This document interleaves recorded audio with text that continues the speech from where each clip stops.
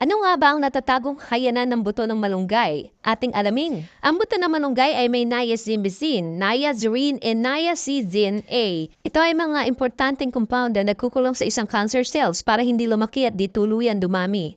Sa ilang pag-aaral ng mga scientists, itong buto ng malunggay ay kayang tunawin ng cancer tulad ng breast, liver at colorectal cancer. Inilathala din ng Journal of Sexual Medicine noong 2018 na ang buto ng moringa ay nakakapag-increase ng sperm production. Pinapatas nito ang testosterone at nitric oxide levels habang binabawasan nito ang oxidative stress sa reproductive organ ng lalaki. Number 1 din ito sa ating tiyan. Naalis dito ang mga pathogens sa ating mga bituka upang makaiwas sa colon cancer. Nagpapaganda din ito ng ating mga puso, nagpapababa ng mataas na blood sugar sa madaling panahon. Maganda din ito sa may mga asthma dahil napapaluwag nito ang daluyan ng hininga ng taong inaatake ng asthma.